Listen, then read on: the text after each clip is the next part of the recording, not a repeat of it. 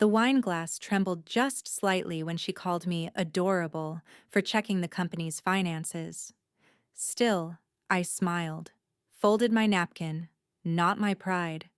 As her voice danced through my home, claiming she'd modernized my business, the chandelier caught the glass like it caught my patience. Fragile, bright, sharp.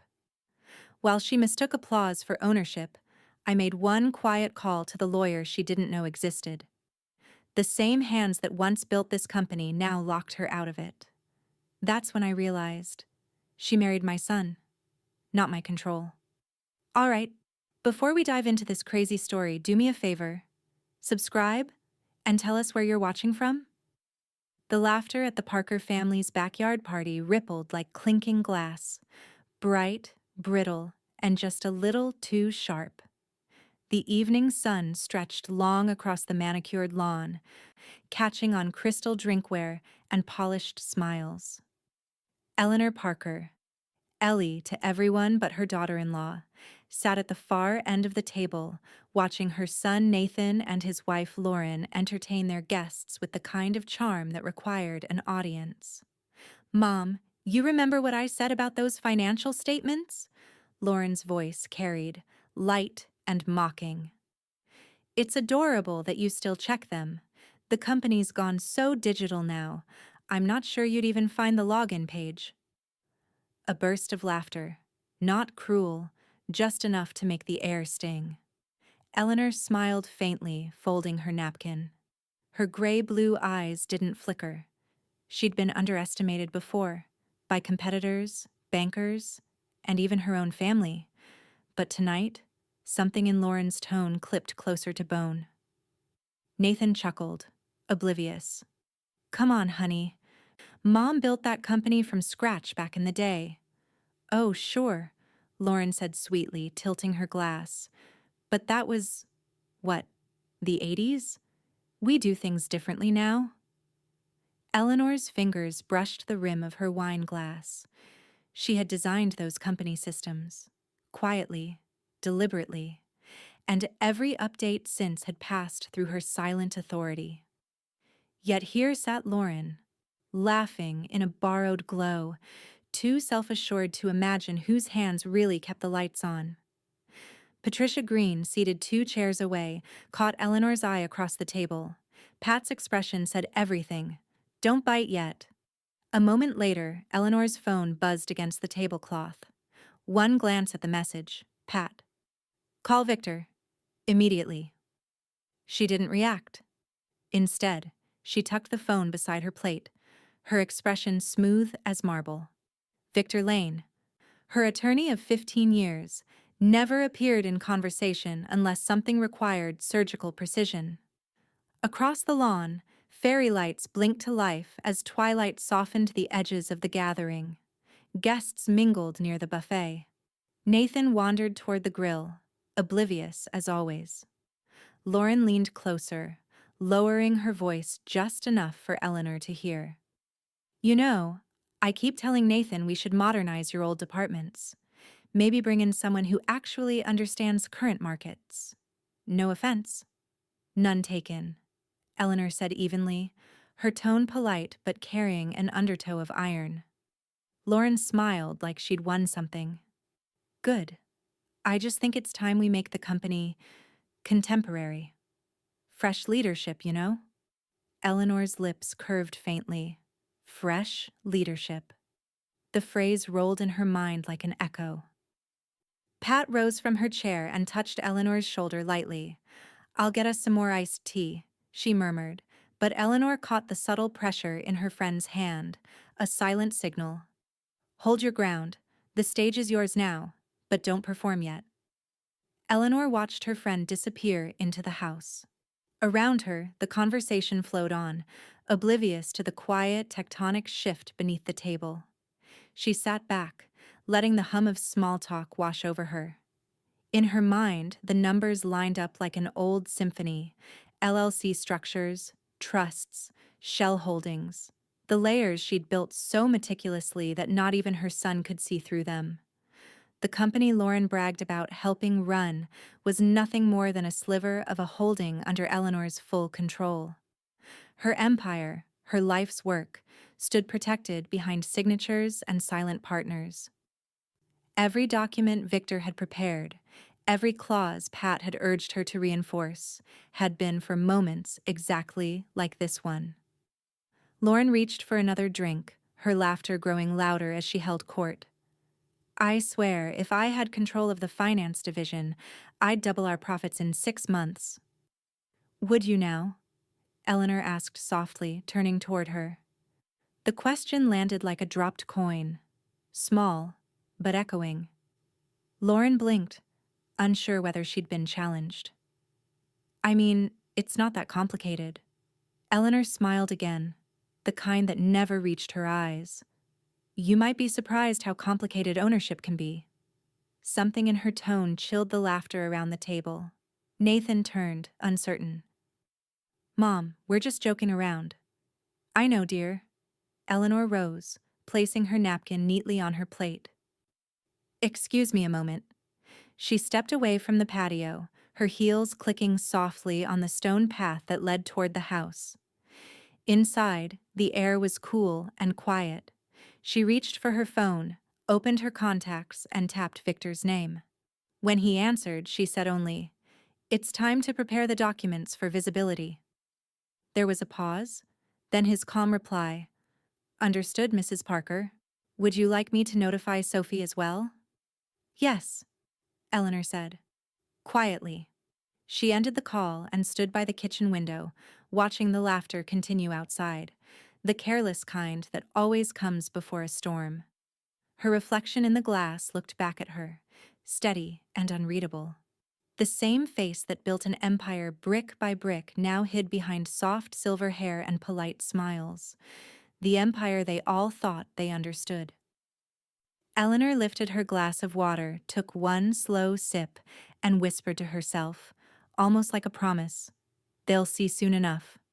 The next morning, sunlight filtered through the lace curtains of Eleanor Parker's study, glinting off glass picture frames and the faint silver thread in her hair. The house was quiet, save for the faint hum of the espresso machine downstairs, a rhythm as steady as her resolve. On her oak desk, a neat tower of binders waited. Each bore a discreet embossed label, holding structures, corporate rights, trust assignments. Every inch of that desk represented decades of patience, precision, and power so quietly held that even her own son had never seen it in full. Eleanor opened the top binder and traced a fingertip down the column of signatures. Her name appeared on every line that mattered: chairperson, trustee, sole beneficiary. Ellie Parker might have retired to the eyes of the public, but on paper, she remained the heart that pulsed behind every decision, every transaction, every profit surge Lauren so casually bragged about. Her phone buzzed. Victor Lane. "Good morning, Mrs. Parker." His steady voice came through. "Everything you requested last night has been confirmed. Corporate ownership remains solely in your name, the trust firewall is uncompromised, and your directives are legally irreversible." Eleanor leaned back in her chair, a faint smile ghosting across her lips. "Thank you, Victor."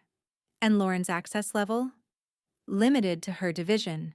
She can't see or alter anything beyond her payroll and project budgets." "Good," Eleanor said. "Keep it that way." Quietly. She could almost hear Victor's approving nod through the line. "Understood." After the call ended, she opened her laptop and typed a secure code that only she, Victor, and Sophie Kim knew. The dashboard appeared. Dozens of accounts, each layered under shell entities and trusts. Her empire, invisible but breathing, secure beneath 1,000 safeguards. Lauren's name appeared only once, in a shallow departmental file tagged Employee Records. Eleanor clicked it open. There was the younger woman's smiling headshot, her title, her modest salary. Lauren's pride came from thinking she sat at the helm of something she barely touched. Eleanor allowed herself a quiet chuckle. "Influence," she murmured. She believes she has influence. A soft chime signaled a new message. It was from Pat Green. Pat, you should document everything. The remarks, the tone. It'll be useful later. Eleanor typed back, already started. I've learned from the best. Pat's reply came instantly. Good. Entitlement leaves a paper trail. Use it. Eleanor smiled, closing her laptop halfway. Pat had always known when to whisper strategy instead of comfort. The intercom on her desk blinked. Mrs. Parker? Came Sophie Kim's calm, efficient voice. Sophie had been with her since her first acquisition. I've completed the overnight verification on all financial and corporate accounts. Every transfer, lock, and signature authorization is under your control. Thank you, Sophie, Eleanor said. Has there been any unusual activity from Lauren's department? Only an attempted access to the corporate financials, Sophie said after a short pause. She doesn't have clearance. The system automatically blocked it. Eleanor's eyes cooled. Log it, quietly. Yes, ma'am. When the line clicked off, Eleanor rose and walked to the window. Outside, Atlanta shimmered under late morning heat, glass towers rising in the distance, her empire reflected in steel and sunlight. No one out there would guess that the quiet woman in a linen blouse, standing in her own garden, controlled more of those towers than she'd ever admitted aloud. She thought of Lauren's laughter from the night before, the dismissive tone, the smirk, the word adorable. Eleanor let the memory sharpen her focus. Mockery was a form of blindness, and blindness made people sloppy. On her desk, the framed photo of Nathan as a child caught her eye. His smile, missing a front tooth, reminded her of the years she'd spent shielding him from the cold edges of business. Now, he was a grown man who couldn't see that his mother still ran the machine that paid for his comfort. She returned to her chair and pulled a leather-bound notebook toward her. On the first clean page, she wrote in her steady cursive, Phase 1. Establish observation. Confirm legal hold. Record patterns of arrogance. Wait for self-exposure. Her handwriting was elegant, controlled, like the mind behind it. The clock on the wall ticked softly. Outside, a wind stirred the magnolia branches against the window pane. She flipped her phone over one more time, scanning Victor's confirmation message, Sophie's report, and Pat's counsel. Every ally was in place. Every lock was secure. All that remained was timing. Eleanor closed the binder with a quiet thud that echoed through the stillness of the room. She stood, straightened her shoulders, and looked once more toward the city skyline. They think they're running my company, she whispered. Let them believe it a little longer. Her reflection in the window smiled back, calm, unshakable, patient as ever. Because when the truth surfaced, it wouldn't be through anger or confrontation. It would be through revelation, clean, undeniable, and public. And when it came, Lauren Parker wouldn't just lose her illusion of control. She'd lose the story she'd built her entire pride on. By Friday evening, the house buzzed again. Different crowd. Same polished pretense. Lauren had insisted on hosting a casual dinner for Nathan's colleagues, but it felt more like a soft campaign rally. Laughter spilled from the open kitchen while Eleanor moved quietly among the guests, her calm presence almost invisible in the noise. Lauren stood at the center of it all, one hand on a wine glass, her other gesturing as she spoke. When I came on board, the company was, how do I say this, stuck in legacy systems. I had to push for change. Innovation doesn't happen by accident. Eleanor listened from the edge of the room, her expression placid, almost indulgent. The younger woman's voice carried easily across the polished hardwood floors. Lauren's confidence was real but misplaced, a borrowed crown worn too proudly. Nathan laughed along, adding nothing of substance but mirroring his wife's pride like a loyal echo. She's been amazing, he said, really taking on responsibility since Mom retired. Eleanor smiled faintly. Retired. Such a lovely fiction. She turned to refill her water, hiding the amused tilt of her lips behind the glass. Her mind catalogued each word, each claim, mental notations for the record she'd already begun to build. Pat arrived fashionably late, her entrance smooth as always. She caught Eleanor's gaze from across the room and made her way over, bypassing the crowd gathered around Lauren's self-congratulation. "I see the performance is well underway," Pat murmured, taking a canapé from the tray a server passed. "It's a masterclass in hubris," Eleanor replied softly.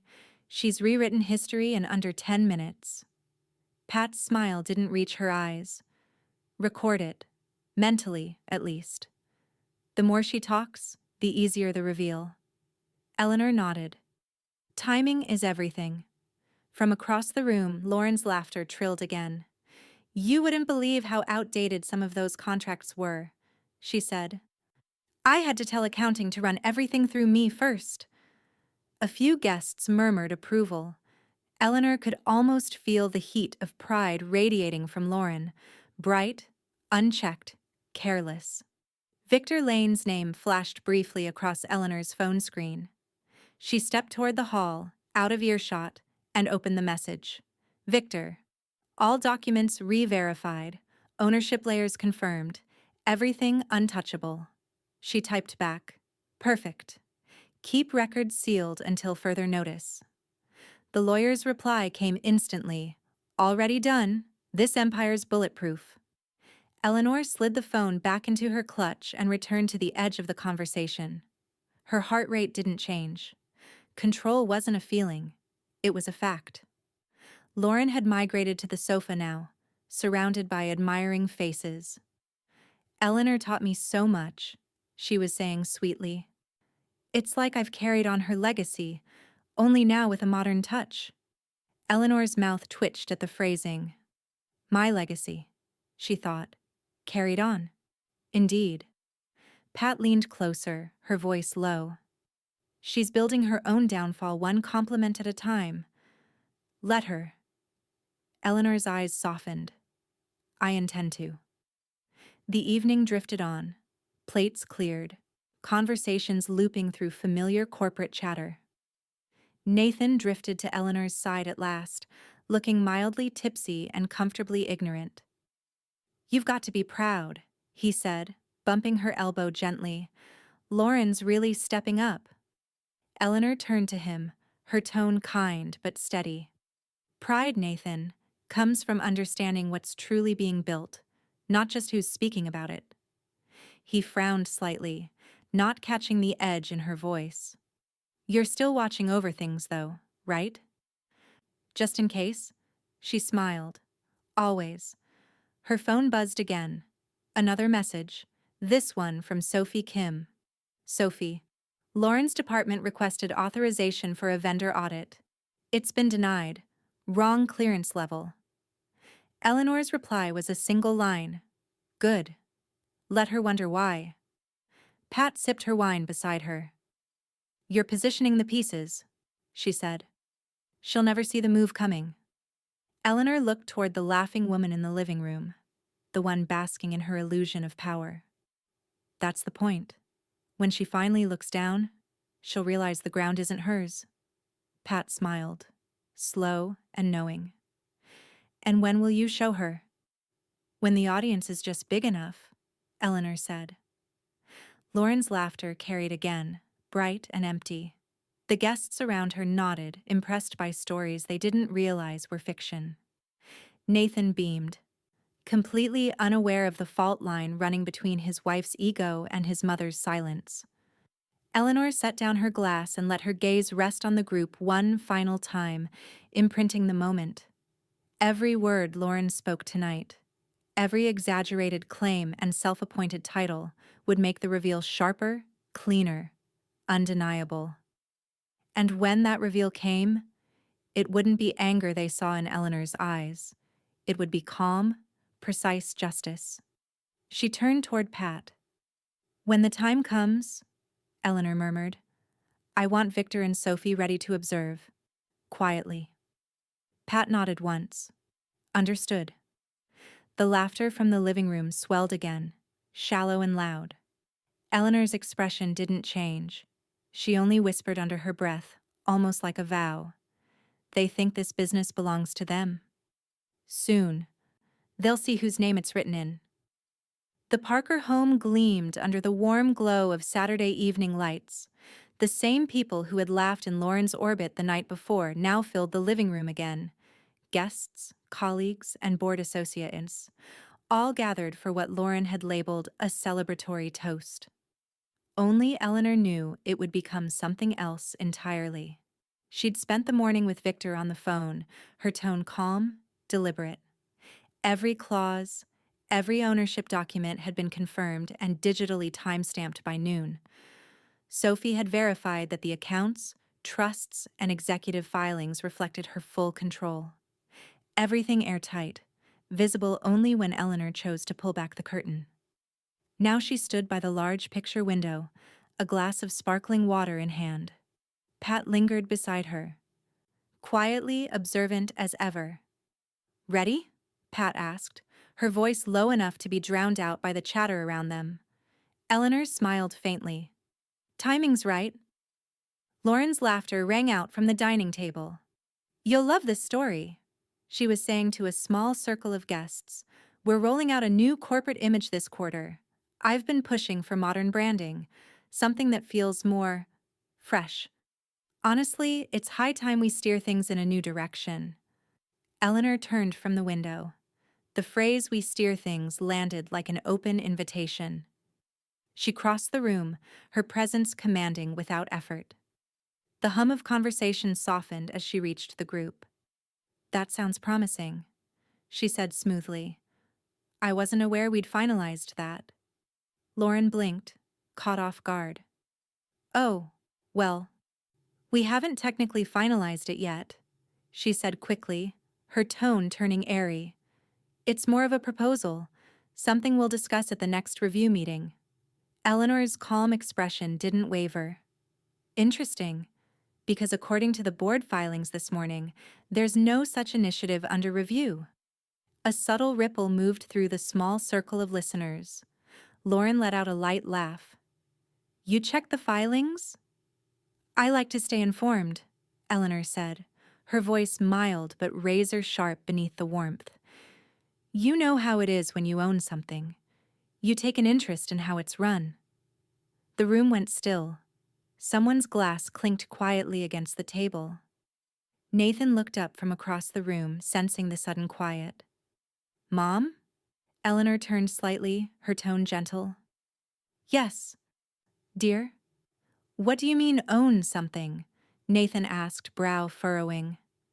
Eleanor's eyes rested on him for a moment, soft, maternal, but carrying the weight of unspoken truth. "I mean, Nathan, that the company you and Lauren both work for, the one that funds these little soirees, is wholly under my control. Every share, every trust, every operating entity.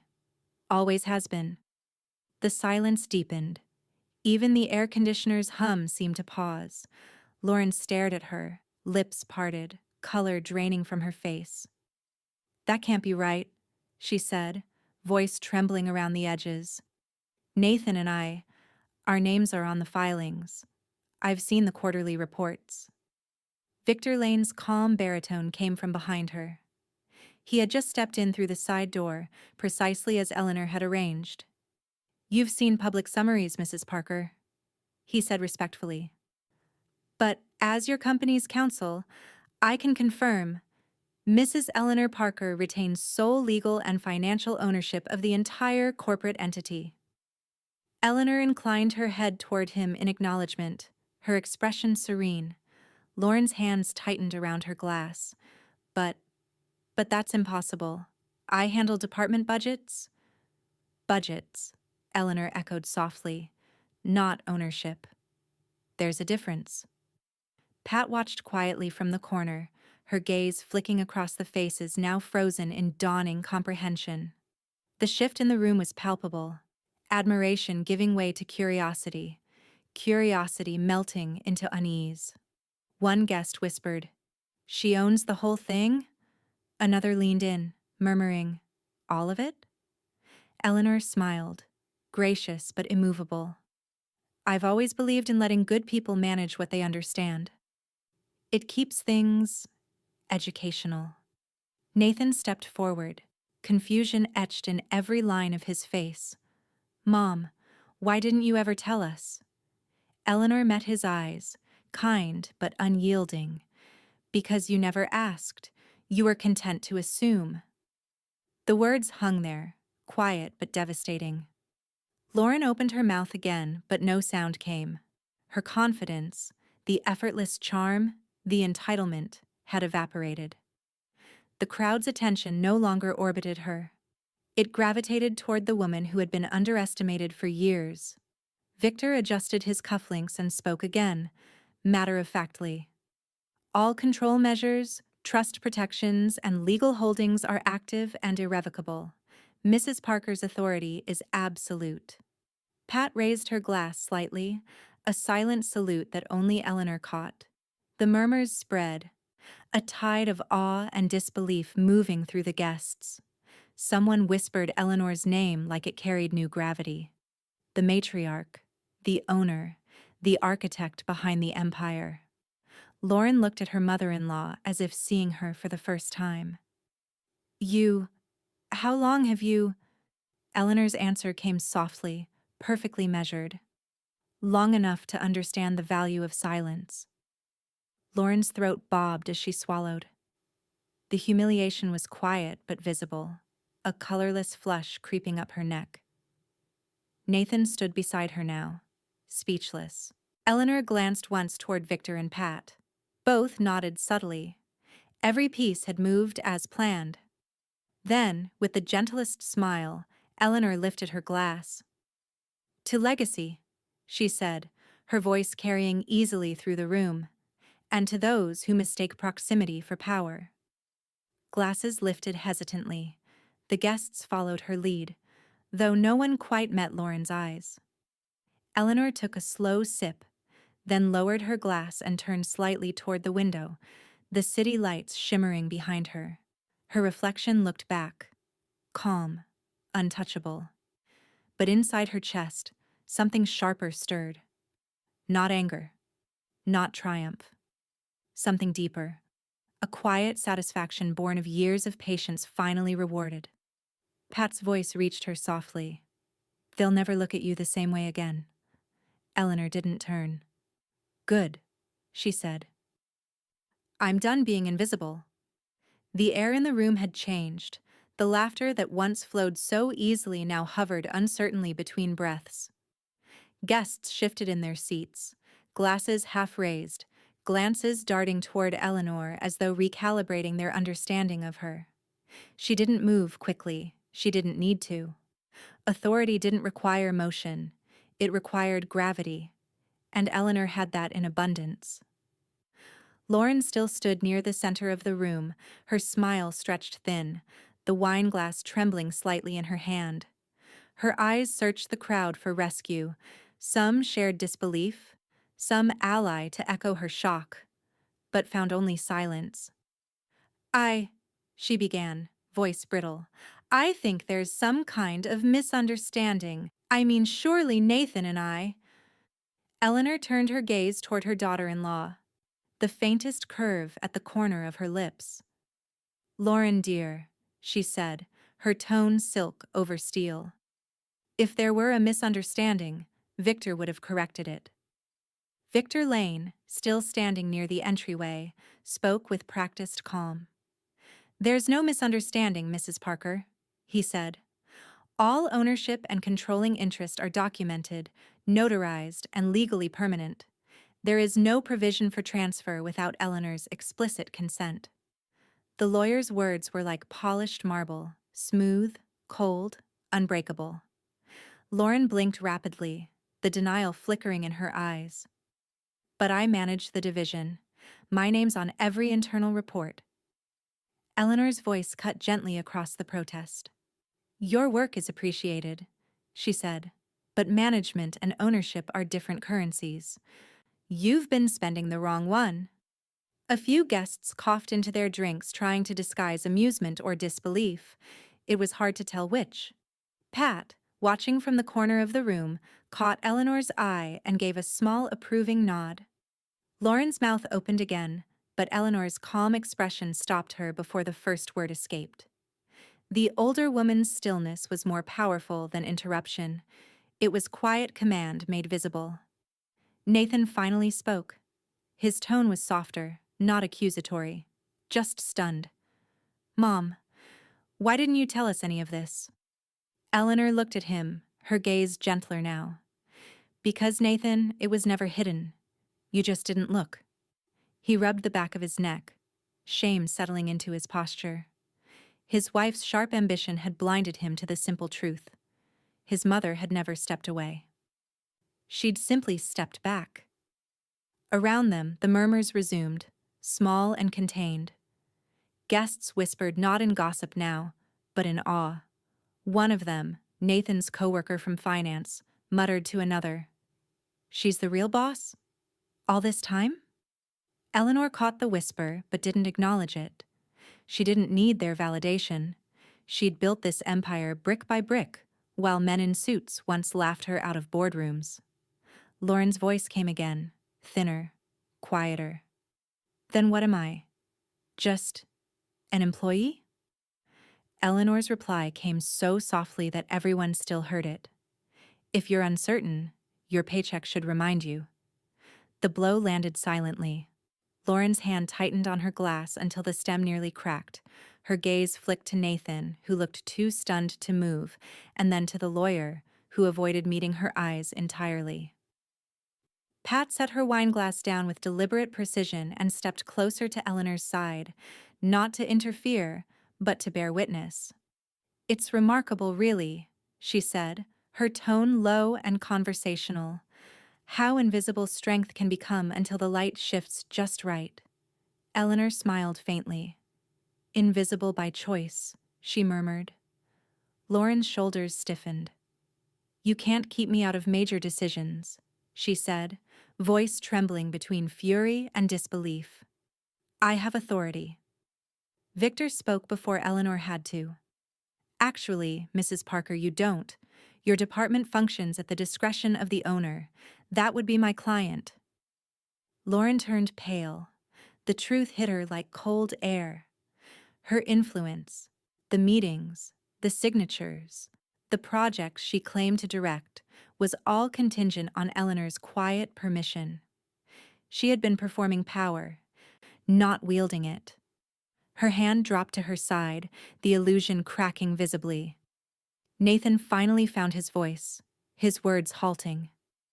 "Lauren, maybe we should—" But she stepped back, shaking her head, pride dissolving faster than she could hide it. Around her, the crowd watched with an uneasy blend of pity and fascination. Eleanor didn't gloat. She didn't have to. She simply turned toward Victor. "You said the protections are permanent?" "Yes, Mrs. Parker," Victor confirmed. "Every clause and contract has been locked. Even I can't alter them without your authorization." Eleanor nodded once, her voice serene. "Good. Then I think we can all rest easier knowing everything is exactly where it should be." Pat's gaze softened. She leaned closer and whispered, "You've drawn the line so elegantly they don't even realize it's bleeding." Eleanor's eyes flicked to her friend. "That's the art of it." Across the room, Lauren stood motionless, the realization crystallizing in her mind. Her job, her pride, her very sense of identity, all existed because Eleanor allowed it. Without that permission, she had nothing. Her lips parted as if to speak, but no words came. For the first time since Eleanor had known her, Lauren Parker was silent. Eleanor lifted her glass again, her voice carrying just enough to reach the guests still lingering in stunned quiet. "Power doesn't need to shout," she said. "It only needs to be understood." The chandelier's light caught her glass as she raised it slightly, elegant, controlled, final. Pat smiled behind the rim of her wineglass. You've just rewritten the hierarchy, she whispered. Eleanor's gaze stayed on Lauren as she replied, voice soft as velvet. No, she said. I simply reminded them who wrote it in the first place. By Monday morning, the echo of Saturday's revelation still lingered like smoke. The Parker estate was quiet, save for the faint hum of the espresso machine and the muted clink of porcelain from the kitchen.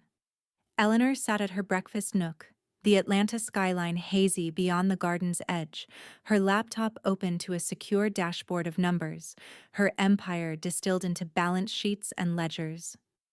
Every account was steady, every investment alive, every transfer traceable to her signature alone. A soft chime announced an incoming video call. Sophie Kim appeared on the screen. Neat bun, sharp suit, eyes clear and precise. Morning, Mrs. Epke. Parker, Sophie said, her voice crisp but respectful. Just finished verifying the corporate accounts. The ownership structures are intact. All signatory authority remains in your name only. Any irregularities? Eleanor asked. One attempted access from the departmental network, Sophie replied, originating from Lauren Parker's office. Eleanor didn't even blink. Was she successful? No, ma'am, Sophie said, her expression unreadable. The system blocked it immediately. She tried to pull executive summaries, but her clearance doesn't extend beyond her own division. I flagged it for legal notation. Good, Eleanor said, stirring her tea. Keep monitoring quietly. I want every attempt logged. Let her tug at the threads a little. Sophie's lips twitched, the faintest trace of amusement. Of course. Victor already confirmed all fiduciary locks are permanent. Not even board intervention could alter them without your biometric verification. Eleanor leaned back, her tone serene. Perfect. As the call ended, she caught her reflection in the black screen, a woman calm, composed, untouchable.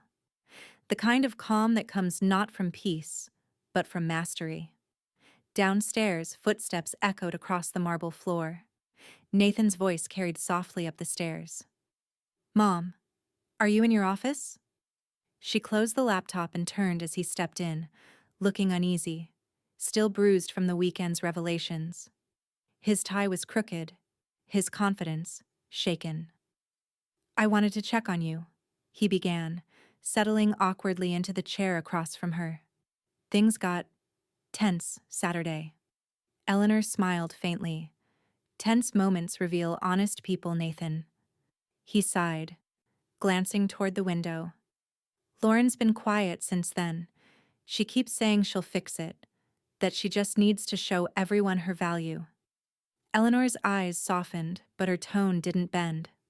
Her value doesn't come from volume, it comes from contribution, and right now, her contributions are mostly noise.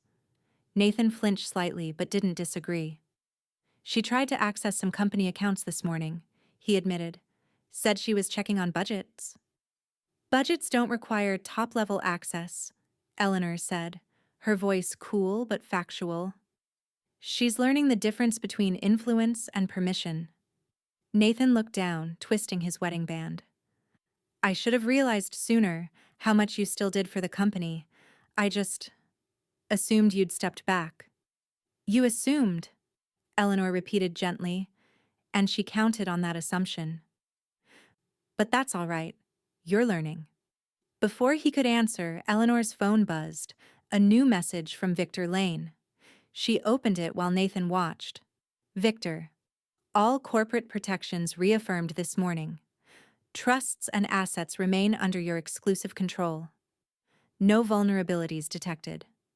Shall I forward the verification to Sophie? Eleanor typed back. Yes. Keep records sealed, quietly. She looked up at Nathan, her expression calm. Everything is secure. He nodded slowly. You don't even seem angry. Eleanor's smile returned, measured, knowing. Anger is for people who lose control. I haven't lost anything. He exhaled, almost in relief. Maybe you should talk to Lauren. She's embarrassed, Mom. Really embarrassed. Eleanor rose, crossing to the window, her silhouette framed by sunlight. Embarrassment is a fine teacher, she said. Let her sit in class a while longer. Pat arrived moments later, unannounced as always, a stack of legal folders tucked under her arm. I just came from Victor's office, she said, setting the papers on the counter. He's impressed. Says your corporate armor could survive a nuclear strike. Eleanor chuckled softly. That was the goal. Pat leaned against the counter, watching her friend. She tried, didn't she? Eleanor met her eyes. She did. She reached for a door that was never hers to open. Pat smiled faintly and found it locked. With her own reflection in the handle, Eleanor said. They shared a quiet, knowing laugh. The sound was low, confident, almost tender, like two generals reviewing the field after victory. Downstairs, the sound of a door closing echoed faintly, Lauren leaving for the office, punctual and pale. Eleanor didn't need to see her face to know what it looked like, a mask stitched together with pride and denial. Pat glanced toward the sound. How long before she realizes it's over? Eleanor returned to her seat, her eyes calm. It's not over, she said softly. It's just begun. She hasn't tried to challenge the board yet. Pat's eyebrows lifted. She'll try? Oh, she'll try, Eleanor said, pouring another cup of tea.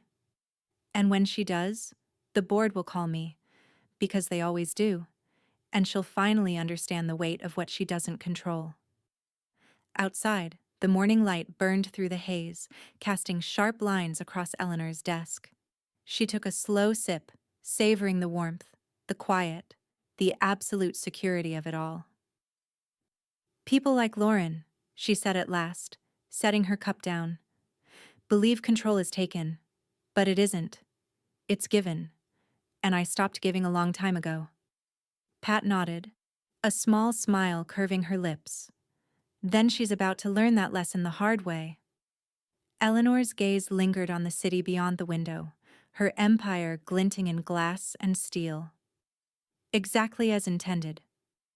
By the following weekend, word of Eleanor Parker's revelation had woven its way through the family's social circle like fine perfume, quietly, but impossible to ignore. At a small brunch hosted at Nathan and Lauren's home, the polite chatter of friends and extended family carried an undercurrent of curiosity. Every glance toward Eleanor lingered a fraction too long. Every compliment came laced with subtle awe. Eleanor noticed, of course. She always did. But she accepted each comment with her usual measured grace, smiling without pretense, responding without flourish. She didn't need the room's validation. She already owned the foundation beneath their admiration. Lauren, however, was unraveling behind the polite veneer. She poured mimosas with just a little too much vigor, the citrus spilling over the rim of one glass before she caught herself. Her laugh came a beat too late, her tone a shade too brittle. To everyone else, she looked composed. To Eleanor, she looked like a mask cracking under heat. So, Eleanor, said one of Nathan's colleagues, his tone careful but curious, I heard you've been more involved with the company lately. Must be exciting to see it thrive again. Eleanor set her teacup down, her movement unhurried. Exciting, yes, she said.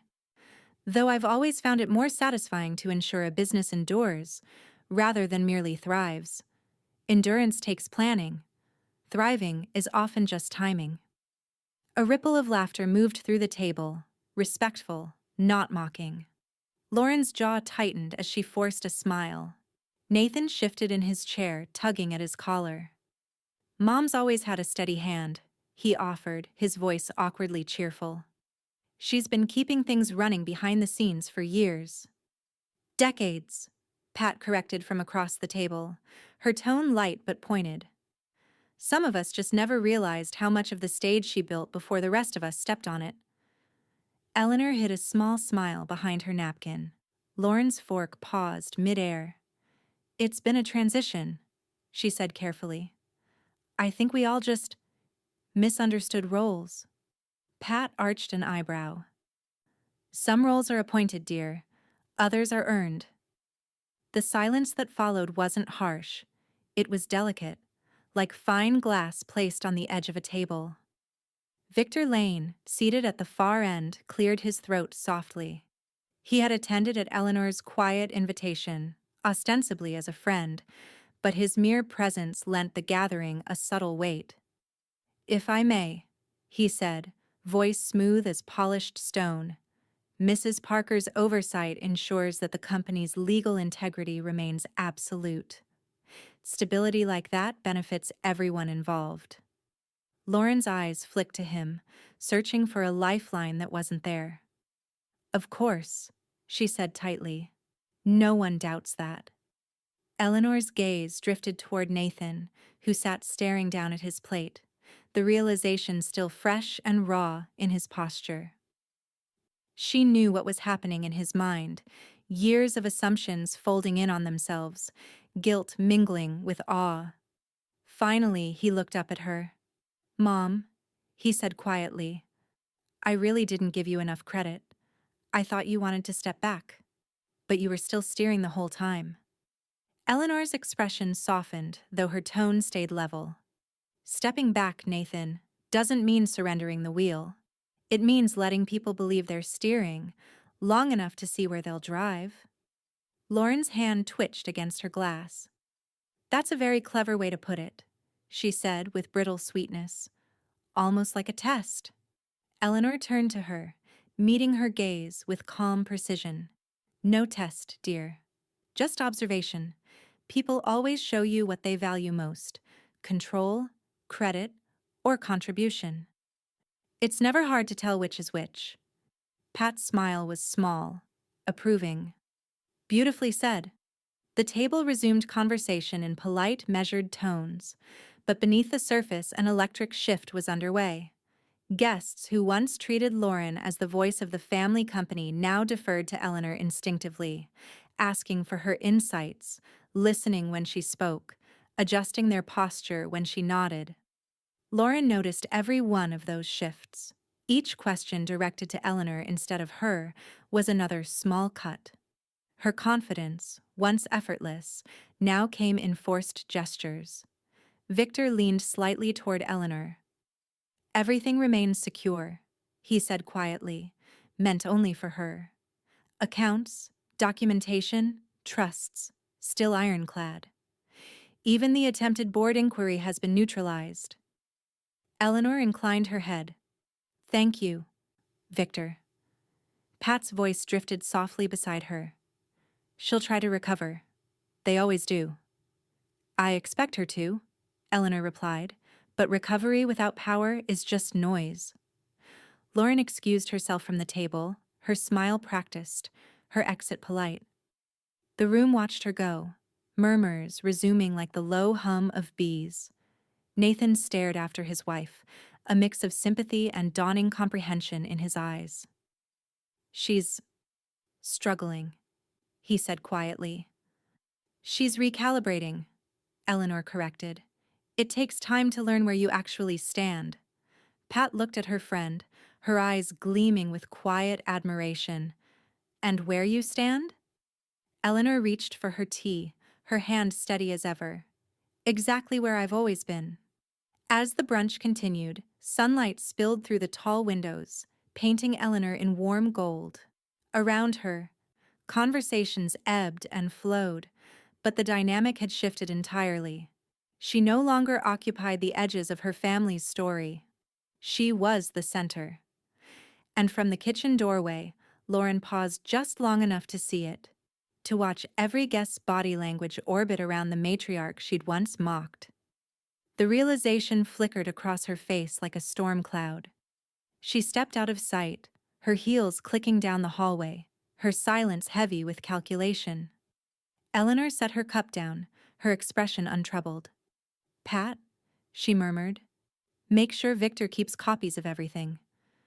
Pat smiled. "Already done." Eleanor exhaled softly, her gaze drifting toward the doorway where Lauren had vanished. "She's not finished," she said, her voice quiet but certain. "But neither am I." By Tuesday morning, the company's executive floor hummed with a subtle tension.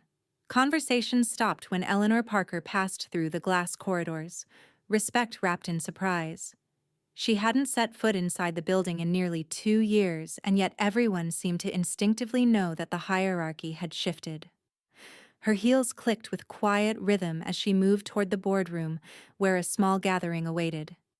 Victor Lane, Pat Green, and, uninvited but present, Lauren and Nathan. Lauren had arrived early, hoping to regain footing. She stood near the window, phone in hand, whispering instructions to someone on the other end. The moment Eleanor entered, her voice faltered. "Mom," Nathan said, straightening quickly, his tone a mixture of respect and residual guilt. "We didn't expect you at this week's meeting." Eleanor smiled faintly. "I know." She placed her leather folder on the table, its weight symbolic. "That's why I'm here." Pat leaned casually against the far wall, watching the exchange with the expression of someone who already knew the ending. Lauren cleared her throat, forcing composure. "We were just discussing new marketing initiatives. I've been coordinating with the team to finalize approvals." Eleanor took her seat at the head of the table. Her seat, not borrowed or symbolic, but legal and permanent. She opened the folder with unhurried precision. "Then this will save everyone some time." From within, she drew a series of neatly clipped documents and laid them before Victor. Updated directives, effective immediately. Victor scanned the pages, nodded once, and addressed the room. "As of this morning, Mrs. Parker has reinstated her executive oversight. All departmental reporting will now flow directly through her office. Budgetary approvals, corporate communication, and board correspondence. Centralized." Lauren's face paled. "That's unnecessary," she said quickly. "I already managed that process." Victor didn't look at her. Not anymore. Eleanor's tone remained soft, her expression unreadable. "Efficiency, dear. The company's grown too complex for fragmented leadership." Nathan shifted uneasily in his seat. "So you're taking back full control?" "I'm resuming what was never relinquished," she replied simply. "You'll still have roles, both of you, just clearly defined ones." Lauren's jaw tightened. Defined by whom? Eleanor met her eyes, calm and unwavering. "By the person who owns the company." The silence that followed was crystalline. Even the faint hum of the overhead lights seemed to fade. Pat exhaled slowly, her lips curving into the faintest trace of approval. She said nothing. She didn't have to. Lauren looked toward Victor as if searching for some legal loophole. "There has to be a review process. The board—" Victor interrupted, polite but final.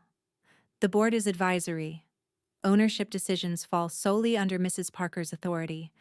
And for clarity, those protections are permanent." "Permanent?"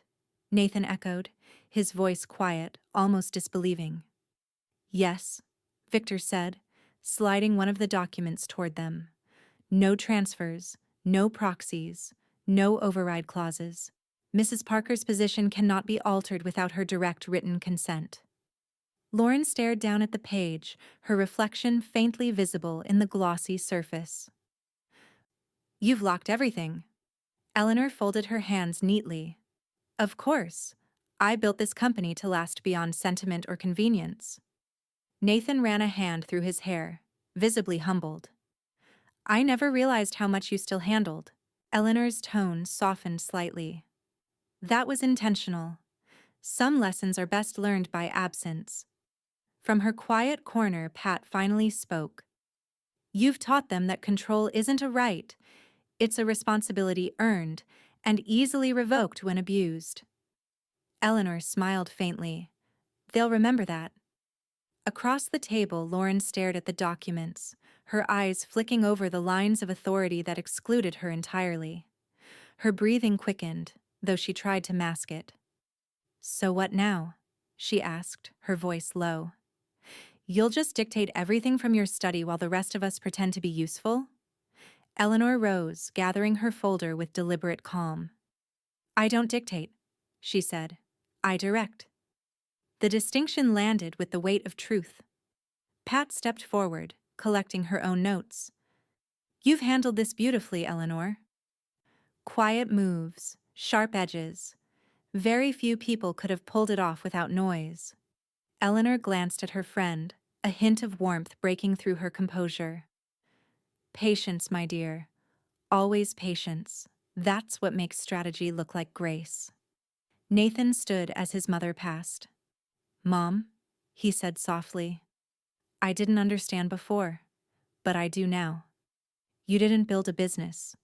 You built a fortress. Eleanor paused in the doorway, turning just enough for her voice to reach them all. A fortress protects, she said, and teaches everyone outside its walls what happens when they mistake open gates for ownership. As she left the boardroom, conversation resumed in hushed tones. The executives who had once looked to Lauren for direction now avoided her gaze entirely. Pat lingered behind just long enough to watch Lauren sink back into her chair, hands trembling slightly over the papers she could no longer control. Outside, sunlight streamed through the tall lobby windows, catching Eleanor's reflection in the glass. Steady, composed, quietly victorious. She adjusted her jacket, her lips curving just slightly as she whispered to herself, "They're finally seeing what control really looks like." By Thursday, the ripples had turned into quiet waves. Word of Eleanor Parker's return to the helm wasn't shouted from rooftops. It didn't need to be. It slipped through Atlanta's professional circles with the same precision Eleanor used in every part of her life.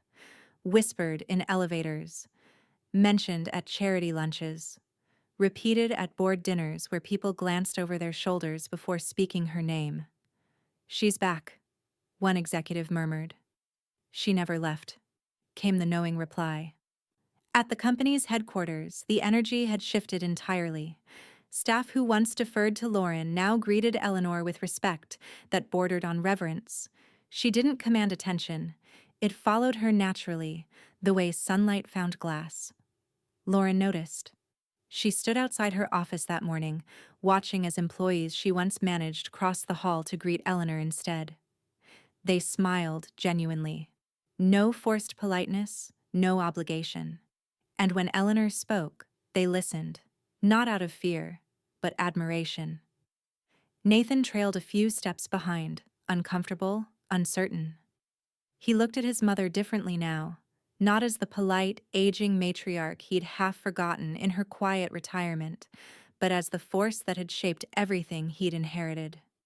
Inside the conference room, Victor Lane handed Eleanor a slim folder. Final verification, he said. All corporate and financial protections remain intact. Every ownership clause, every signatory control, unassailable. Lauren's recent correspondence to the board has been filed and dismissed. Eleanor nodded once, serene. Thank you, Victor. You've been invaluable through this. Lauren bristled from her seat at the far end of the table. You didn't need to file anything against me. I was only trying to clarify the board's communication chain. Victor's tone was steady but unyielding. Mrs. Parker, the board communicates directly with the owner. There's nothing to clarify. The sentence was so calm, so matter-of-fact, that it didn't even sound cruel. But it left Lauren visibly smaller, her face tightening around a restrained smile. Pat, who had slipped into the room moments earlier, leaned against the doorway, arms folded. I do love when things clarify themselves, don't you? She said lightly, her amusement sharp but elegant. Eleanor allowed herself the faintest smile. It's amazing what clarity can do. Nathan tried to diffuse the tension with a nervous laugh. Mom, you've really turned things around. Eleanor looked at him, not unkindly. No, Nathan, I've simply reminded everyone what was already true. Pat's gaze flicked toward the window. Below, in the courtyard, employees gathered in small clusters. Eleanor's name floated through the air in quiet conversations. She could almost hear it, admiring, curious, reverent. The matriarch who'd quietly owned the company all along. And then came the twist Eleanor hadn't engineered, but had certainly earned. It began when Southern Commerce Weekly, one of Atlanta's most read business magazines, called Victor's office requesting comment. A feature piece, they said, on the return of Eleanor Parker and the quiet brilliance of legacy leadership. When Victor relayed the request, Pat's eyes glimmered with amusement. You didn't even need to lift a finger. They came to you. Eleanor chuckled softly. Timing, Pat. Let people connect the dots on their own, and they'll draw something far more flattering than you ever could. Lauren's face drained of color. You're going to let them print that? About you taking over again? I'm not taking over, dear, Eleanor said, her tone like velvet stretched over steel. I'm simply being recognized for what's mine. Lauren looked toward Nathan, but he avoided her gaze.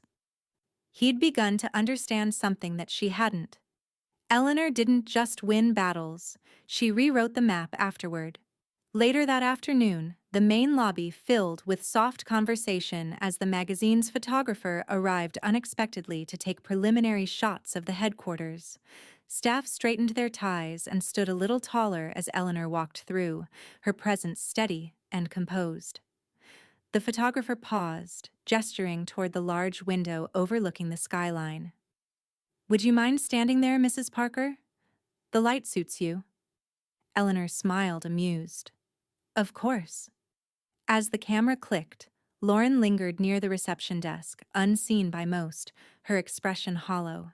Every flash of the camera was a quiet erasure of her imagined importance. Pat joined Eleanor afterward, placing a gentle hand on her arm. You know, she said, some people spend their lives trying to earn this kind of recognition. You just waited. Eleanor looked toward the lobby's reflection, her figure framed by glass and light. Calm, assured. Waiting, she said softly, isn't patience, it's preparation. Pat laughed quietly. You make it sound poetic. It is, Eleanor replied. Strategy always is. As they walked toward the exit, whispers trailed behind them like wind. Eleanor Parker, someone murmured. She's the one who built it all. And somewhere in that crowd, Lauren turned away, her pride fractured but not extinguished. Her silence was no longer humiliation. It was calculation, the kind that smoldered in the dark. Pat noticed. She's still thinking, she murmured. I know, Eleanor said without turning back. That's what makes the next move inevitable. She paused by the elevator, the city lights flickering behind her reflection. The click of the closing doors echoed like a seal on a new era. The weekend air over Atlanta was warm and quiet, the kind of calm that settled only after a storm had done its work. In her sunlit study, Eleanor Parker sat near the tall windows, the soft hum of classical music blending with the rustle of magnolia leaves outside. A porcelain cup of Earl Grey steamed gently beside her. The empire she'd built, her company, her holdings, her legacy, was finally silent again. No scrambling phone calls, no strained smiles from Lauren, no anxious questions from Nathan. For the first time in months, her world was orderly, predictable, whole. Sophie Kim's email had arrived that morning. All accounts confirmed. No unauthorized access detected. Attached was Victor's verification packet, concise as always. Corporate and legal filings remain in perfect standing. All protections active, irrevocable, and compliant. Eleanor skimmed the documents, not because she doubted them, but because she liked the sound of permanence, the kind that came from foresight and restraint, not dominance, but design. Pat's voice arrived before she did, the familiar cadence floating from the hall. I come bearing pastries and gossip, she announced lightly, pushing open the study door with her shoulder. Eleanor looked up, amused. In that order? Always. Pat set the small bakery box on the coffee table and poured herself tea from the second cup Eleanor had already prepared. Of course she had known she would come. They sat in the quiet companionship of people who had survived long enough to understand that peace was never free. It was earned, preserved, defended. Pat bit into her croissant, watching her friend over the rim of her teacup. The magazine piece dropped this morning. The title's almost flattering. The Woman Behind the Curtain. Eleanor Parker's Empire of Quiet Power. You're trending among people who still use landlines. Eleanor smiled faintly. I always preferred audiences that read slowly. Pat chuckled, shaking her head. Lauren must be fuming. Lauren is learning, Eleanor corrected softly. Fuming comes first. Understanding comes later. Pat leaned back. And Nathan? He called, Eleanor said, glancing toward her phone on the desk. Twice, actually. I let it ring. He'll stop calling when he realizes there's nothing left to fix. Pat's eyes softened. You're still his mother. And he's still my son, Eleanor replied. But that doesn't make him my equal. Outside, sunlight spilled through the sheer curtains, the city's high-rises shimmering in reflection. Somewhere downtown, Lauren was likely pacing her office, trying to craft an apology that sounded like strategy. Eleanor didn't resent her for it. Ambition, after all, was a useful teacher. Her gaze returned to the screen, where Victor's digital signature gleamed on the final page. All protections are permanent. She thought of those words like a final chord in a symphony she'd spent a lifetime composing. Victor called later that afternoon. His voice, as always, was calm.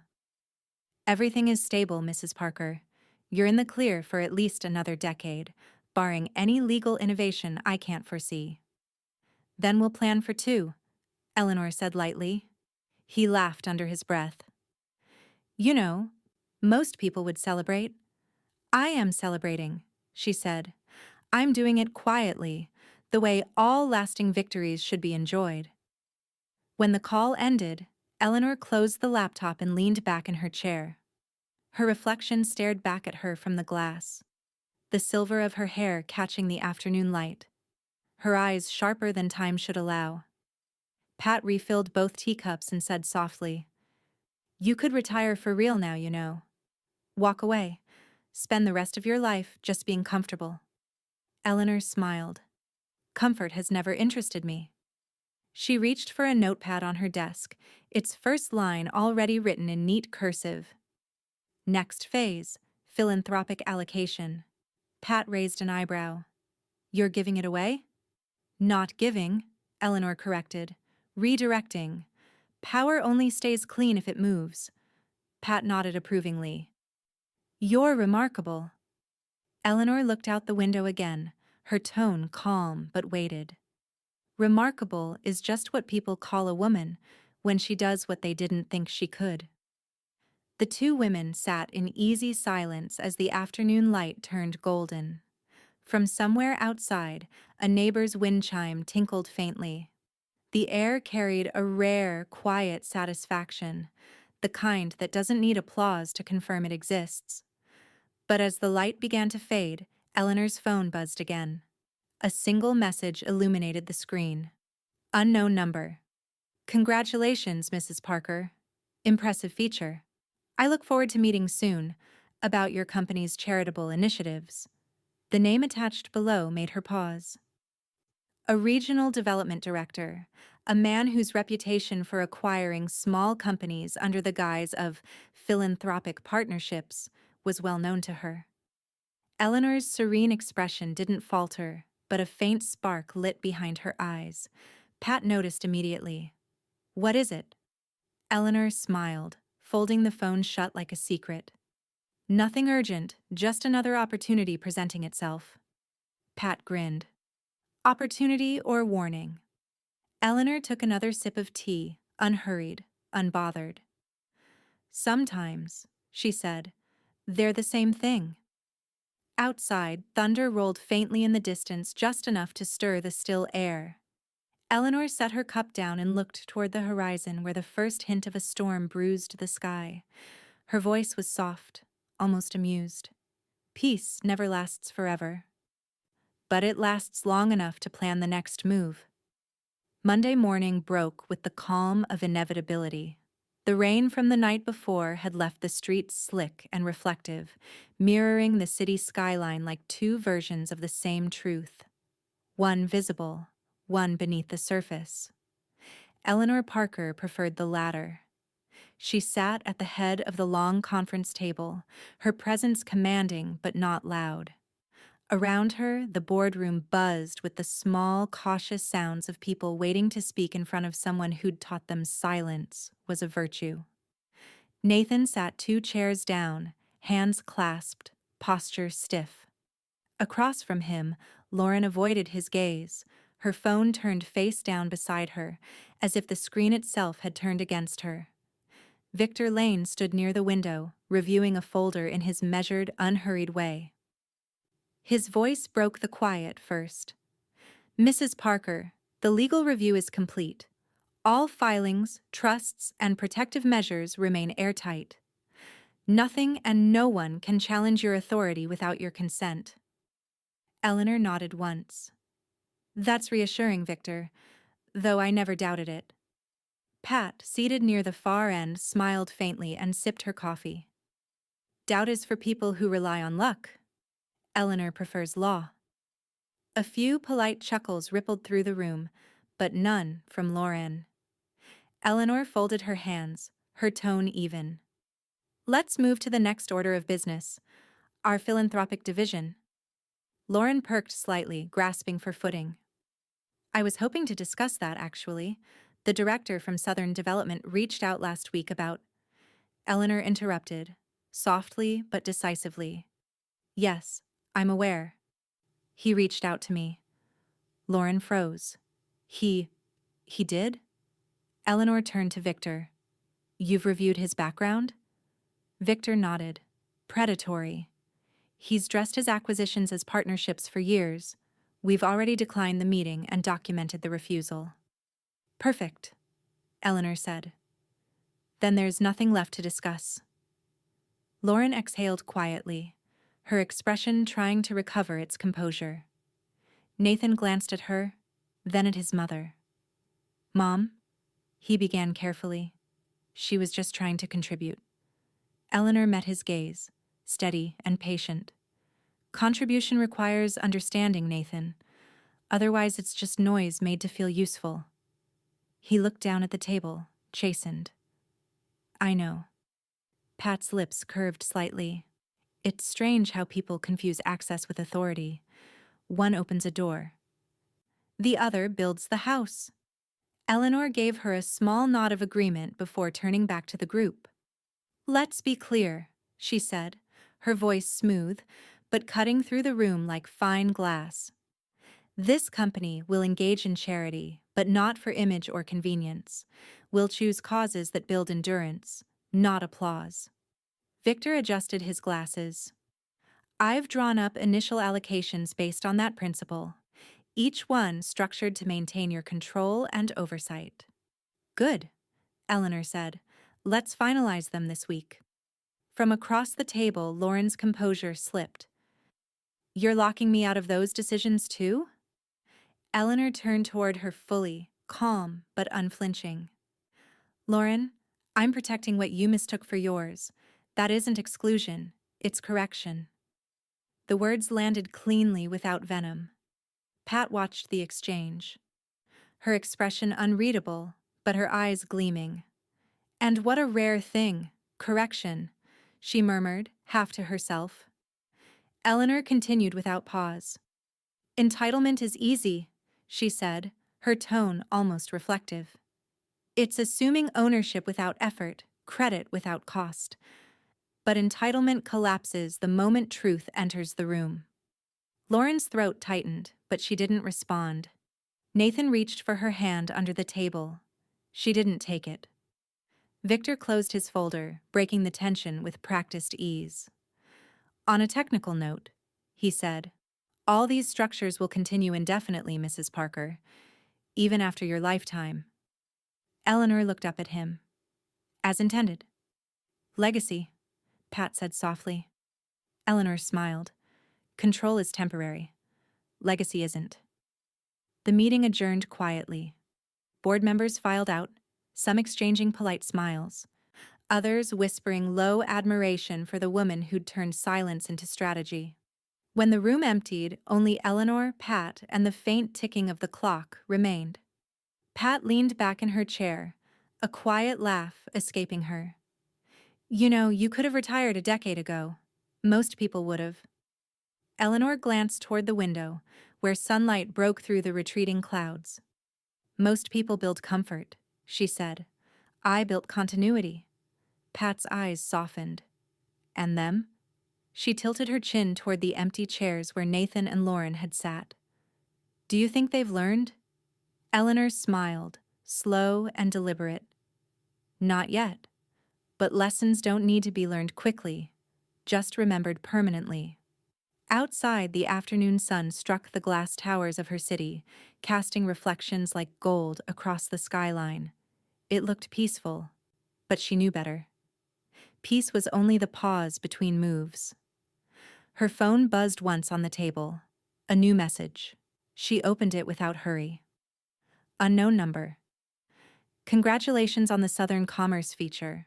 My partners are interested in a private offer. You may find the terms persuasive. Eleanor's smile deepened, not of delight, but anticipation. She turned the phone toward Pat, who raised an eyebrow. Opportunity? Pat asked. Another test, Eleanor said, setting it down beside her tea. Apparently, some people still haven't learned. Her gaze lingered on the city outside, her empire, her fortress, her proving ground. Then, quietly, she said, Good. It keeps me sharp. The invitation arrived on thick ivory cardstock, simple, elegant, unmistakably deliberate. The Parker Foundation Gala, an evening of renewal. By the following Friday, Atlanta's corporate and philanthropic circles were abuzz with speculation. Eleanor Parker hadn't hosted an event in years. Whispers traveled through downtown high-rises and country club dining rooms alike. What is she planning? Lauren certainly wanted to know. She sat at her vanity that evening, silver earrings trembling in her hands as she fastened them. Nathan watched her from the doorway, uncertain whether to speak. She's up to something, Lauren said, her voice low but sharp. You don't just announce a foundation and invite half the city overnight. Nathan hesitated. Maybe she's just being generous. Lauren turned toward him, eyes narrowing. Eleanor Parker doesn't do just. Everything she does has a purpose. He had no answer. The ballroom at the Four Seasons shimmered in soft gold light. Tables were dressed in cream and slate, accented with crystal centerpieces shaped like magnolia blossoms. The air carried the faint hum of strings and low conversation, the sound of money learning to behave itself. Eleanor stood near the center, poised and composed, wearing a charcoal silk gown that caught the light with every movement. Pat was beside her, elegant as ever, quietly scanning the room like a general assessing the field. Victor Lane approached, carrying a discreet leather portfolio. Everything is finalized, he murmured. The trust is registered under the new philanthropic umbrella. The funds are ring-fenced, irrevocable. No board intervention possible. Eleanor inclined her head. Perfect. Thank you, Victor. Lauren and Nathan arrived a few minutes later. Lauren's smile was polished, her tone carefully neutral. You've certainly gathered everyone who matters tonight. Eleanor turned to her with a serene expression. I always do. Lauren opened her mouth to respond, but the announcer's voice carried through the speakers, calling for attention. Ladies and gentlemen, if I may have your eyes to the stage, Mrs. Eleanor Parker would like to make a brief address. The applause was immediate and polite. Eleanor ascended the small dais with measured grace, her steps unhurried. The room quieted almost instantly. "Good evening," she began, her voice clear, unforced. "For years, this company, and by extension my family, has benefited from the kind of success that only time, discipline, and a little bit of faith can produce. Tonight, we begin the next chapter of that success, one that returns what we've been fortunate enough to keep." Lauren's expression shifted, wary. Eleanor continued, "I've established the Parker Foundation, a perpetual trust that will allocate 15% of annual corporate profits to initiatives supporting small businesses led by women and veterans across Georgia. The structure is permanent and legally protected, no amendments, no reversals." A murmur moved through the crowd, admiration, surprise, awe. Victor, from his place at the edge of the room, nodded once to confirm every word. Eleanor's eyes flicked toward Lauren briefly, her tone softening just slightly. "This isn't charity for spectacle. It's responsibility, the quiet kind that doesn't announce itself until it's already working." Applause swelled again, this time genuine. Guests rose from their seats, clinking glasses and offering congratulations. Lauren clapped too, but her smile faltered under the weight of understanding.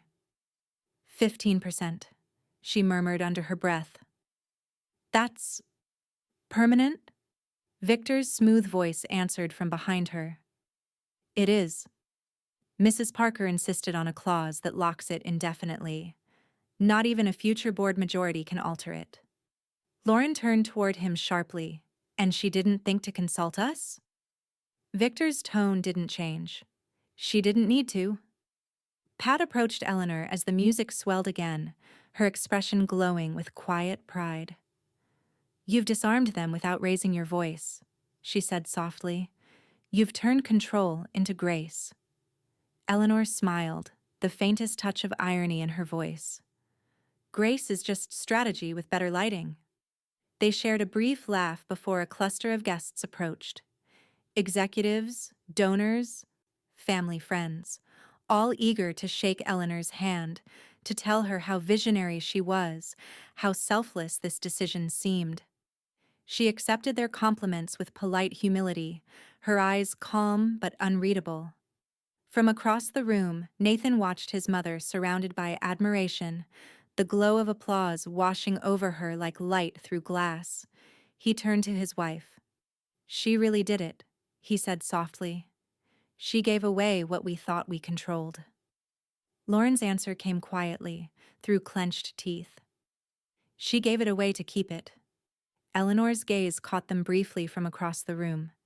She lifted her glass slightly, an acknowledgement, not a toast.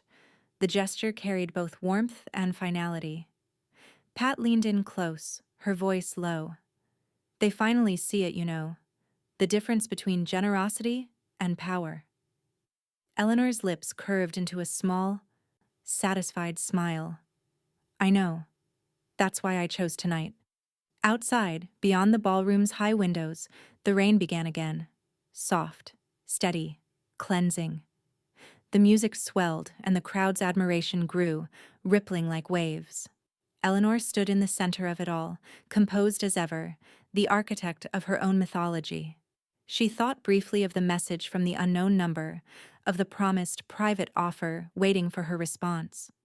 A new storm on the horizon, perhaps. But for now, she let it wait. Pat touched her arm lightly. "You look almost peaceful." Eleanor's gaze drifted to the glittering skyline beyond the glass. "That's the trick, Pat," she said quietly. "Peace is just the pause before your next move." By the end of spring, the city of Atlanta seemed to hum with Eleanor Parker's name. Not loudly, not with fanfare, but with that quiet, reverent tone people reserve for those who've proven themselves in ways no one can dispute. Her portrait now hung in the main hall of Parker Holdings, an unspoken testament to the shift in power. The younger employees, those who had only ever known Lauren as the face of the brand, walked by it daily, murmuring small things. "She built this. She's the reason the company's still stable. That's what real leadership looks like. Eleanor never commented on the portrait, of course. She didn't have to. In the weeks following the Foundation Gala, her company's reputation had only strengthened. Profits rose, turnover dropped, and the press framed the Parker brand as reformed through integrity. Internally, staff meetings were smoother, calmer. The air of uncertainty that had lingered under Lauren's tenure had vanished.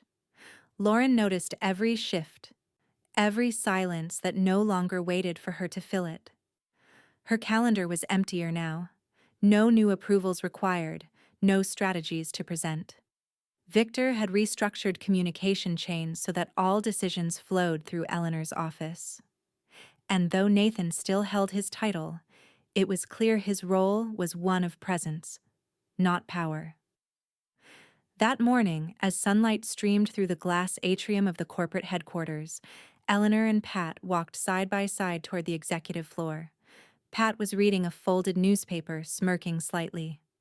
"Page 3, she said, handing it over. "You've become everyone's favorite case study." Eleanor took it, scanning the headline. "The Parker Blueprint. How Quiet Leadership Outlasts Arrogance." She smiled faintly. Flattering. Almost accurate. "Almost?" Pat teased. "I wouldn't call it quiet leadership," Eleanor said. "Just long memory." Pat laughed. "Whatever it is, it's working." As they entered the boardroom, Victor was already there, a folder open in front of him. "Good morning, Mrs. Parker. I wanted to update you on the filings." Eleanor nodded, taking her seat. "All corporate protections remain intact," Victor continued. "The Foundation's assets are isolated from any operational shifts, and your trust remains the final signatory authority on all Parker Holdings transactions. No one, not even the board, can override your directives." Eleanor folded her hands. "Excellent." From the corner of the room, the door opened softly. Lauren appeared, dressed sharply but carrying the air of someone who'd lost the rhythm of the room. "I just wanted to," she began, but her voice faltered when she saw Victor, Pat, and Eleanor together. "I came to ask if you needed me to oversee the Foundation's next presentation." Eleanor regarded her calmly. "That won't be necessary. I've already assigned that to Sophie Kim." Lauren froze, her expression momentarily breaking. "Sophie? She's in finance." "She's also reliable," Eleanor said evenly, "and discreet." The silence that followed was surgical. Lauren swallowed hard, offering a tight nod before stepping back toward the door. "Understood." Pat's gaze followed her with quiet satisfaction.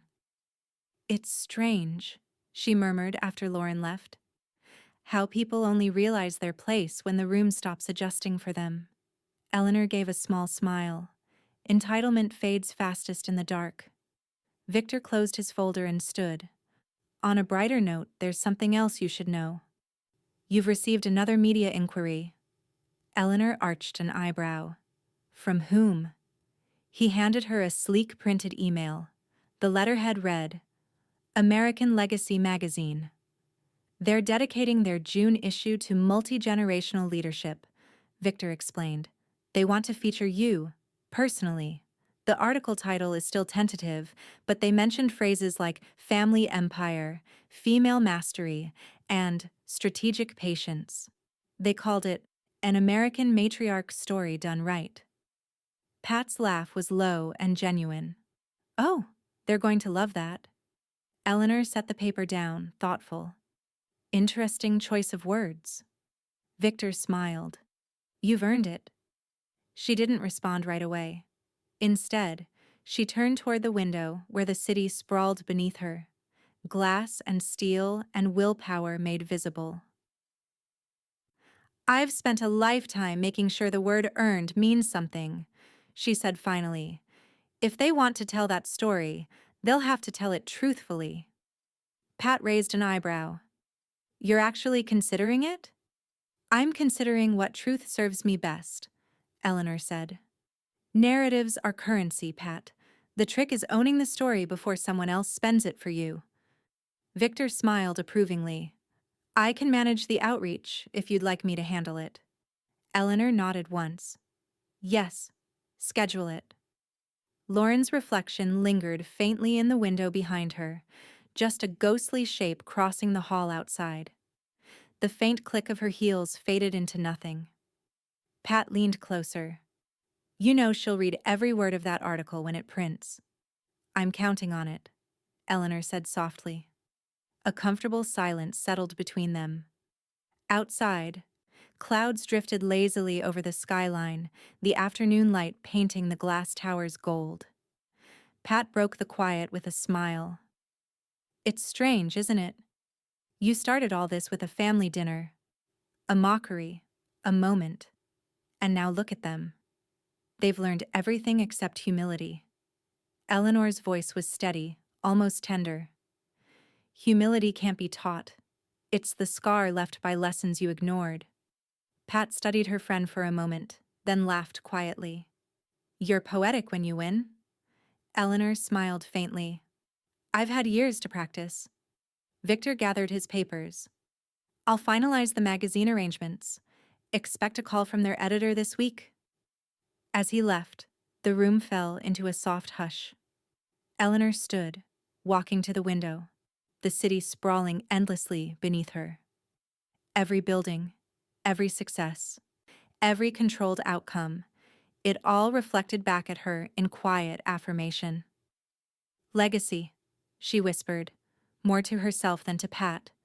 It's not about who inherits, it's about who endures. Behind her, Pat's phone buzzed. She checked it, eyes widening slightly. Eleanor, she said, her voice catching. The magazine just posted their announcement online. They've called the feature The Matriarch and the Machine, Eleanor Parker's Empire of Quiet Command. It's already trending. Eleanor turned from the window, her expression calm, her gaze sharp. Then let them watch. Pat grinned. You enjoy this more than you admit. Eleanor's voice dropped to a whisper, her smile curving like the edge of a blade. No, Pat. I just enjoy when people finally see what was always mine. The Parker estate was quiet again, eerily so. The kind of quiet that follows when every battle has been won and the world has finally caught up to the truth. Outside, spring light flickered through the old oak trees, scattering gold across the marble floors. Inside, Eleanor Parker sat by the window in her library, the air perfumed with jasmine and paper. The latest issue of American Legacy magazine lay open on the coffee table, its glossy pages glinting in the afternoon sun. Her face, composed, deliberate, framed by silver hair and a measured half-smile, filled the cover. Eleanor Parker, the architect of American restraint. She'd read it only once. That was enough. The story had done exactly what it was meant to. Sealed her narrative, polished her myth. Words like discipline, foresight, and matriarchal precision flowed through the article like a hymn. The piece painted her not as ruthless, but as resolute. Not as cunning, but as composed. She had let them write her as a mystery with grace. Across the city, people still whispered about her empire, about the woman who'd turned a family insult into a generational legacy. Board members quoted her in meetings. Young executives studied her methods like scripture. And Nathan and Lauren, well, they had learned the cost of underestimation. Eleanor turned the magazine over, her attention caught by the faint reflection of herself in the window pane. She looked neither triumphant nor sentimental, only steady. Time had tempered her into something stronger than satisfaction, something quieter, sharper. A gentle knock interrupted her thoughts. Pat entered, carrying a silver tray of tea and lemon shortbread. You're on the cover of every lobby and waiting room in Atlanta, she said cheerfully, setting the tray down. Victor says the calls haven't stopped since the article dropped. Eleanor smiled faintly. Victor enjoys being the gatekeeper. It makes him feel useful. Pat laughed softly. You're impossible to flatter. I don't believe in flattery. Eleanor replied. Only reinforcement. They sat together, the steam from their teacups curling like pale ribbon between them. Pat glanced at the open magazine. You've won, Ellie. You've rewritten the ending. Eleanor shook her head. I didn't rewrite it. I just made sure no one else could. Victor's voice arrived through the speakerphone a few moments later. Smooth, efficient, always precise. Mrs. Parker, I wanted to inform you that all legal protections remain in full force. The trusts, estates, and corporate structures have been renewed for another cycle. The foundation remains insulated from both internal and external influence. Permanent? Eleanor asked, though she already knew the answer. Permanent, Victor said. Irrevocable by design. Pat raised her teacup slightly. To permanence, she said. Eleanor's eyes twinkled. To strategy. Victor chuckled faintly through the speaker. You've built something impossible to dismantle, Eleanor. Even I couldn't unthread it if I tried. Then I've done my job, she said. Thank you, Victor. Enjoy the calm while it lasts. When the call ended, the silence returned, soft but full. Outside, the late sun dipped toward the horizon, gilding the room in amber. Pat poured another cup of tea and leaned back in her chair, her tone gentle. You could stop now, you know. No one would blame you for resting. Eleanor's lips curved. Resting is just a slower form of planning. Pat smiled knowingly. Then what's next? Eleanor reached for the leather-bound notebook on her desk, flipping to a fresh page. The first line, written in her meticulous script, read, Next allocation, educational trusts for women's enterprise. I'll expand the foundation's reach, she said quietly. Endow scholarships, fund mentorship programs, build a pipeline of leaders who won't ask for permission. Pat's voice softened. You're creating heirs to your philosophy, not your fortune. Eleanor looked up, meeting her gaze. The former lasts longer. A gentle breeze moved through the open window, rustling the curtains. Somewhere in the distance, a clock chimed 5, steady, methodical, much like her life's rhythm. Nathan and Lauren hadn't called since the magazine came out. Not that she'd expected them to. Their absence was its own admission of defeat. They would remain part of her empire, of course. Visibly included, invisibly irrelevant. Pat took a slow sip of tea, her tone half-teasing. Do you ever think about forgiving them? Not for their sake, for yours? Eleanor's gaze returned to the horizon. Forgiveness is for people who want peace, she said softly. I prefer control. Pat chuckled. Then you've achieved exactly what you wanted. Eleanor smiled faintly. Not yet. She stood, crossing to the window. The reflection that stared back was ageless in its composure. The city stretched before her, lights flickering on one by one as dusk fell, a living monument to endurance. Pat followed her gaze. You know, she said, most people would envy this kind of peace. Eleanor tilted her head slightly. Peace is only enviable to those who don't understand what it costs. Pat studied her friend for a moment, then asked quietly, And what does it cost, Ellie? Eleanor's answer came without hesitation. Everything worth owning. The room fell silent again, save for the faint ticking of the mantel clock. Then, her phone buzzed. A single message illuminated the screen. Unknown number. Your legacy piece was inspiring. We'd like to meet. Our organization specializes in strategic acquisitions under the guise of philanthropy. Perhaps a partnership? Eleanor's hand lingered on the phone. Her lips curved. Not with alarm, but with recognition. Pat noticed the shift in her eyes. Who is it this time? Eleanor set the phone down, her tone deceptively calm. Someone who doesn't understand what kind of game they've just entered. Pat smiled. Another storm? Eleanor turned back toward the window, the first flicker of lightning flashing on the distant skyline. No, she said softly. A mirror. The morning of the board anniversary dawned clear and warm, the kind of spring morning Atlanta only grants to those who've earned it. Eleanor Parker stood before her vanity mirror, fastening a single strand of pearls. Nothing flashy, just deliberate. Her reflection regarded her steadily, the same composed face that had once endured humiliation at a family dinner, now the face that defined a dynasty. Today wasn't a battle. It was the coronation she'd built brick by brick in silence. At Parker Holdings headquarters, the air was expectant. Reporters milled in the lobby, photographers arranging tripods, and employees, young, old, loyal, newly converted, all waiting for the matriarch who had become both myth and mentor. Eleanor's car pulled up quietly at the private entrance. Sophie Kim was there, greeting her with a small, reverent smile. "Everything's ready, Mrs. Parker. The press is set up in the atrium. Victor wanted to brief you before the presentation." "Of course," Eleanor said, stepping out, her heels echoing with calm precision on the marble floor. Upstairs, the executive suite buzzed with a controlled energy. Victor Lane, ever the consummate professional, stood waiting with a folder in hand.